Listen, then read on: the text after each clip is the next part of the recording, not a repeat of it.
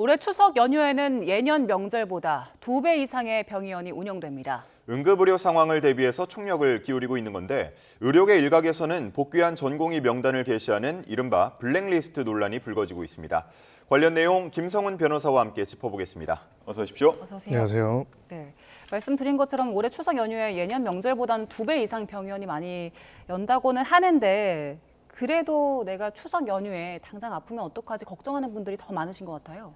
네, 그렇습니다. 어떻게 보면은 약간의 감기 이런 부분 정도가 아니라 만약에 생명을 위협할 수 있는 응급한 상황이 있을 때 제때 제대로 도움을 받을 수 있는지는 굉장히 중요합니다. 이런 부분에 있어가지고 현재 기본적으로 전공의들이 대거 사직한 상태에서 그리고 또 계속적으로 뉴스가 나오는 응급실 뺑뺑이라고 하죠. 예. 위급하고 이제 심정지 상태가 있는데도 불구하고 제대로 치료를 못 받는 상황들이 이제 보도되는 상황에서는 결국 병 의원들이 얼마나 여는지도 중요하지만 우리의 각각의 응급 의료 체계들이 제대로 작동하고 있고 이 부분에서 문제가 없다는 것들이 국민들이 안심할 수 있는 수준으로 확인이 되어야 합니다. 응급 의료라는 거는 사실은 많이 발생하지는 않더라도 한 번 이제 그 부분이 제대로 작동을 안 하게 되면 소중한 생명을 잃기 때문인 것이죠. 그래서 이 부분에 있어서는 병원의 수만큼이나 각각의 응급실의 상황들도 제대로 확인할 필요가 있습니다. 예, 예. 지금 그 응급 의료 체계 운영 대책이 나오긴 했는데 어떤 대책들이 있습니까? 네, 기본적으로는 각각의 응급실의 구성에 있어가지고 정상적으로 운영될 수 있는 것들을 확인하고 있고요. 그리고 또 응급실의 정보에 대한 부분들을 이제 각각의 포털에서 또 확인할 수 있는 내용들도 나와 있습니다. 혹시라도 이제 중증 응급 환자가 아닌 경우에는 관련돼서 각각의 병의원들을 방문하도록 일단 유도를 하고 있고요. 결국은 이제 응급실의 그 과포화가 발생할 수 있는 부분들, 수요와 공급 면에서 지금 공급 부분이 분명히 문제가 있는 부분은 있기 때문에 수요 부분들을 어느 정도 조절할 수 있는 방법들에 대해 가지고 이제 대책들을 마련한 부분들이 있는데 다만 이제 이것이 단순하게 수요의 조절만으로 해결될 수 있는 문제인지 아니면 조금 더 다른 대책들이 필요한지는 살펴볼 필요가 있습니다. 예.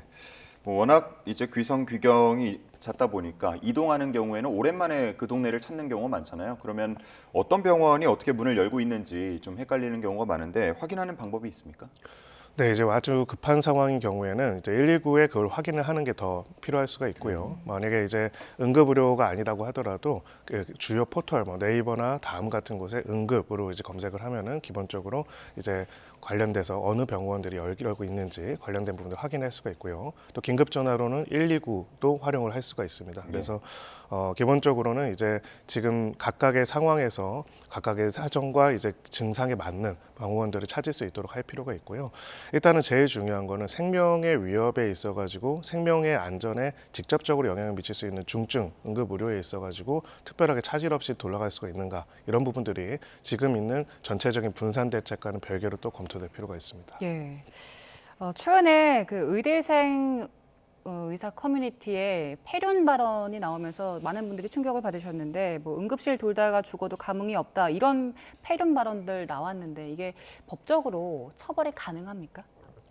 네, 원칙적으로는 이제 그런 뭐 악담이라고 할 수가 있죠. 그런 굉장히 지금 이 상태에 대해서 걱정하고 또 지금 우리 뉴스로 접하지만 어떤 분들한테는 소중한 가족들이 생명을 잃는 일이기도 합니다. 이런 문제들을 그런 식으로 이제 폭언을 하는 거에 대해서는 당연히 공분이 일어날 수밖에 없는데요. 법률적으로 이제 형사처벌의 대상이 직접 되거나 이제 그렇지는 않을 수는 있습니다만 다만 이제 조금 더 넓게 보면은 이제 모욕죄나 혹은 사자 명예훼손죄가 될 수 있는 발언들도 있습니다. 예. 그러니까 돌아가신 분이나 이런 특정한 부분들을 이제 모욕하거나 아니면은 사자의 명예를 훼손하는 그런 내용들이 있다면 이 부분 처벌이 될 수는 있고요. 다만 이제 지금 나와 있는 내용들 자체만으로는 원칙적으로는 이제 그 부분을 별도로 처벌하는 이제 부분들은 없고요. 이 부분에 대해서는 민사적인 부분에 있어서 만약에 이제 이 내용들 중에서 돌아가신 분들이나 아니면은 돌아가신 분들의 유족분들이 정신적 손해를 입었다면은 민사적 손해배상을 청구를 할 수가 있고 그 과정에서 이제 이러한 발언들을 한 사람들의 어떻게 보면 신상이 간접적으로 확인이 될 수도 있습니다. 예, 그래서 기본적으로는 지금 어찌 보면 처벌 문제라기보단 그렇게 봅니다. 그러니까 의학 의료 개혁이라고 하죠. 개혁이라는 면문으로 의대 정원을 늘린다라는 부분에 있어서는 사회적으로 어느 수준으로 어떻게 하는지에 대한 논의들이 이루어지고 있고 그 부분에 있어가지고 과격하게 너무 빠른 속도로 늘리고 국민적 합의가 없음으로써 인한 다양한 부작용들에 대한 우려들도 있고 또 한편으로는 그것이 필요하다고 생각하는 경우도 있습니다. 그렇다면은 이 부분에 있어가지고 이런 공적 문제에 대해서 논의하는 데 있어가지고 단순하게 이제 이익 갈등의 문제가 아니라 전체적으로 사람들의 생명을 살리고 앞으로도 살리기 위해서는 어떤 것들이 바람직한지에 대해서는 어찌 보면 의료인들도 거기에 대해서 책임감 있는 발언들과 고민들을 같이 내놓을 필요가 있거든요. 근데 만약에 저런 식의 발언들이 계속된다고 한다면은 이거는 단순하게 앞으로 이런 지금 사태들이 의대 정원을 없앤다고 해서 해결될 부분들이 아니라 기본적으로 국민들의 생명과 보건에 대해서 무책임하고 경시하는 어떻게 보면은 이익보다 훨씬 더 낮은 가치로 본다라고 하는 부분들을 보여줄 수도 있다고 생각이 듭니다. 그래서 저는 저런 발언을 하시는 내용들이 뭐 법률적 처벌의 영역은 솔직히 아니라고 생각해서요. 우리 사실은 이 문제를 해결하는 거나 이제 국민들이 이 부분에 대해서 문제의식을 가지고 지지하는 의료인들의 입장을 이해하는 데 전혀 도움이 되지 않는다 그렇게 생각합니다. 예, 뭐 해당 발언들에 대해서는 의료계 내에서도 자정적인 목소리가 나오는 것 같고요. 지금 또 하나의 문제가 의료 현장에 남거나 복귀한 전공이나 의대생들을 비꼬는 이른바 블랙리스트가 공개가 됐는데 추석 연휴에 근무하는 분들에 대한 신상 정보도 공개가 되고 있다 그래요.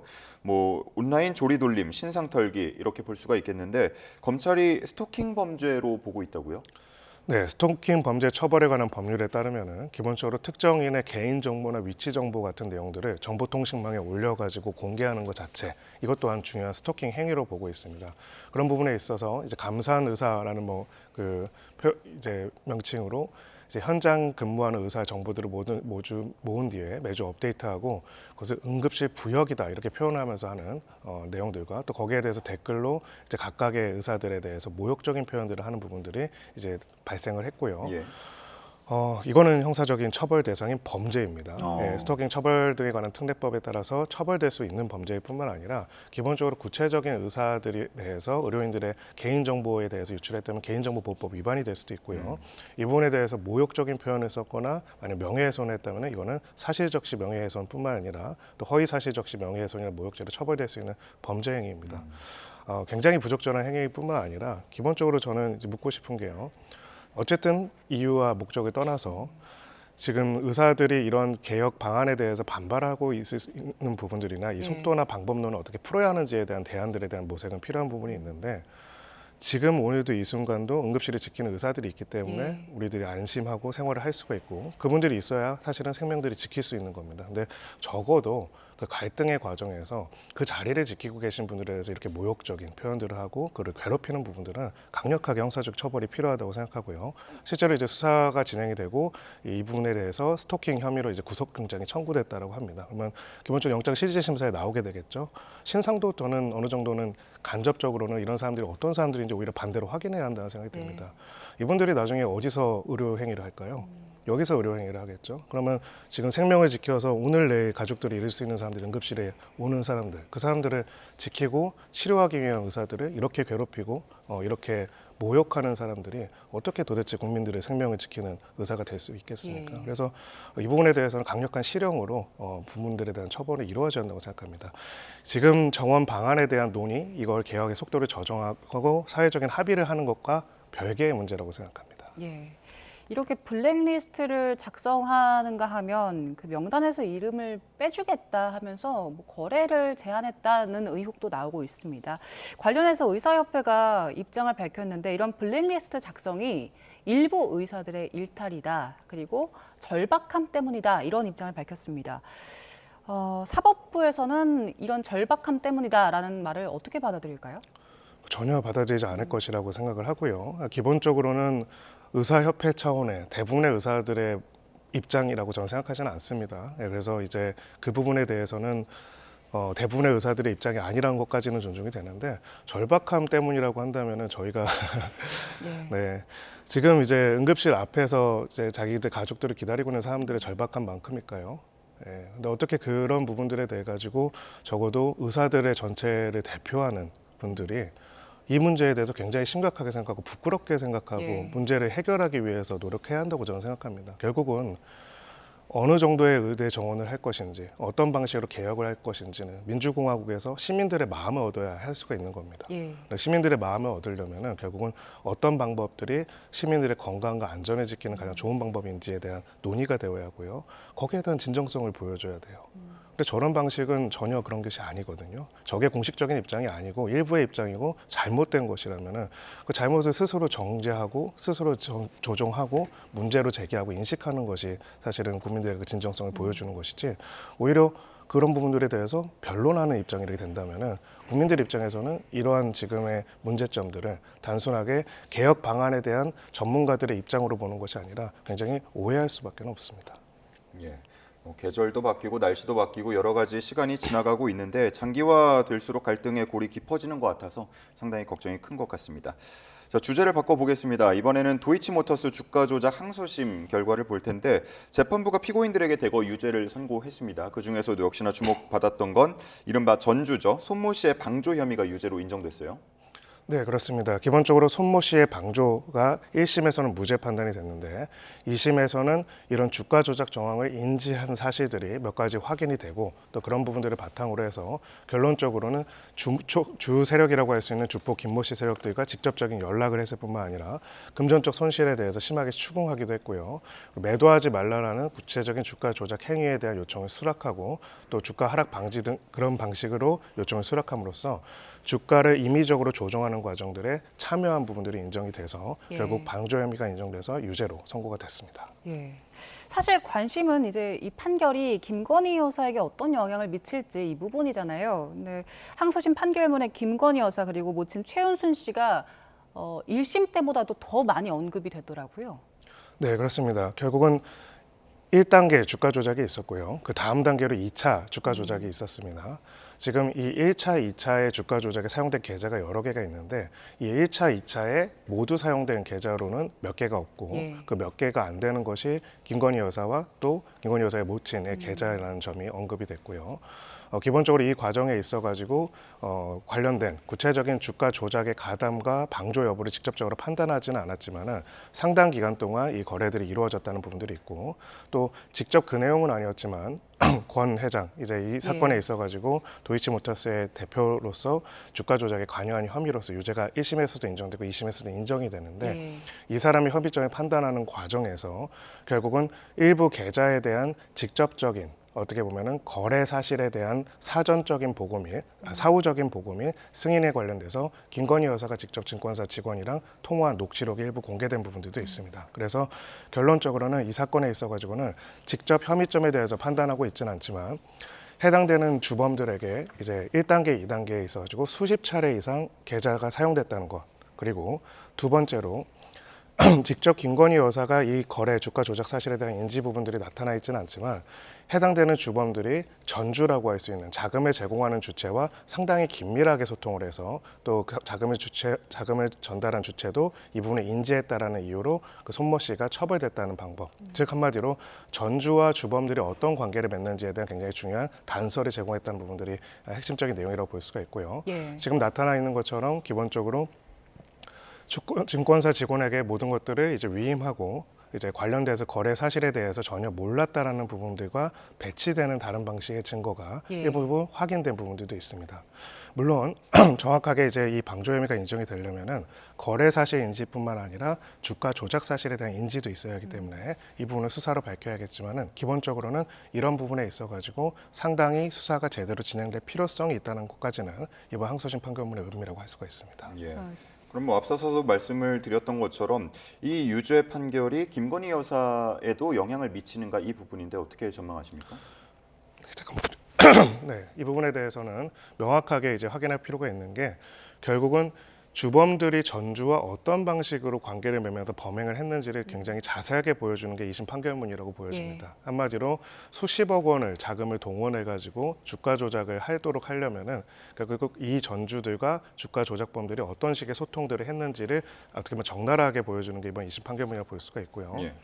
물론 대상자는 손 씨입니다. 이번에 이제 방조 혐의가 인정돼서 유죄를 받은. 근데 그렇다면은 이 주가 조작을 이렇게 상당 기간 동안 거래하는 과정에서 돈을 제공한 어떻게 보면은 그런 입장에서는 어떤 방식으로 소통했는지에 대한 것이 앞으로의 수사에서 굉장히 중요한 요소가 될 것이라고 보고요. 이 주범들이 이런 식으로 소통해가지고 관련된 부분들을 소통해 왔다면은 예. 그렇다면은 이 1차, 2차 거래, 아까 이제 손 씨 같은 경우는 2차 거래에만 관여 그 계좌를 제공했던 사람인데 전반에 있어가지고 계좌를 제공한 그리고 또 대상 회사라고 할 수 있는 도이치모터스의 회장과도 일정한 친분 관계 등이 있는 것으로 보이는 김건희 여사와 또 모친의 어떤 거래와 내용들에 대해서는 좀 면밀한 수사가 필요성이 있다는 걸 보여줄 수가 있고요. 아까 말씀드렸던 것처럼 거래 사실의 인지만으로 주가 조작이라고 단정할 수는 없지만 거래 사실에 어떻게 보면 주가 조작에 관여했다는 것에 있어가지고 얼마나 알 수 있는지, 그 알았는지에 대해서는 거래 횟수, 기간, 그리고 당사자 간의 관계, 그리고 대상 회사까지의 관계들을 전반적으로 봐야 한다고 생각합니다. 예. 그런 면에서는 상당히 이제 깊이 관여될 수 있는 가능성들이 있는 여지들을 이번 판결문에서 확인된 부분이 있기 때문에 수사 부분에 있어가지고도 각각의 요소에 대해 가지고 의혹이 없는 수사들이 이루어질 필요가 있습니다. 예, 알겠습니다. 주제를 바꿔보겠습니다. 배우 안세아 씨 학교 폭력 의혹글이 올라왔는데 여기에 대해서 지금 소속사는 사실 무근이다, 강경 대응하겠다 이런 입장 내놨거든요. 현재 어떤 상황입니까? 네, 일단은 사실을 완전히 부인하고 있는 상황이고 또 일부 이제 당시 학교에 같이 있었던 사람들 중에서는 그렇지 않았다라고 이야기하는 경우도 있습니다. 사실 학폭 관련 의혹들이 폭로될 때마다 계속 반복되어 왔던 패턴들인데요. 예. 그렇다면 결국은 이제 진실에 대해서는 결국은 확인해 볼 수밖에 없겠죠. 아마 이 사건 같은 경우에는 지금 폭로자가 얘기한 것처럼 저렇게 이제 굉장히 심각한 가해를 가했다라는 내용들이 있는데 저것이 맞다면은 물론 공소시효가 이제 지났을 수도 있겠지만은 기본적으로 사실과 다르다고 한다면은 안세아 씨 입장에서는 허위사실적시 명예훼손으로 대상자를 고소할 수가 있겠고요. 반대로 이제 그 부분에 대해 가지고 만약 사실이 맞는데 그런 형사적 고소를 했다면은 무고 혐의로 이제 피해자는 또 고소를 할 것입니다.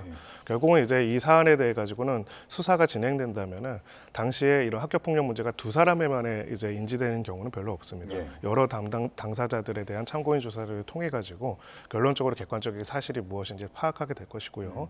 만약에 진실이든 진실이 아니든 간에 이 부분에 대해서 형사적인 법적 책임을 누군가는 물을 수밖에 없는 사안이 됐다라고 볼 수가 있습니다. 예, 알겠습니다. 뭐 지금 폭로자의 주장에 힘을 싣는 그런 발언들도 추가로 나오고 있고 반대로 후배를 잘 챙겼다라는 또 반박 주장도 나오고 있는 만큼 조금 더 사실 여부를 잘 가려볼 필요가 있겠습니다. 자, 오늘 이렇게 세 가지 주제에 대해서 알아봤습니다. 김성훈 변호사와 함께했습니다. 고맙습니다.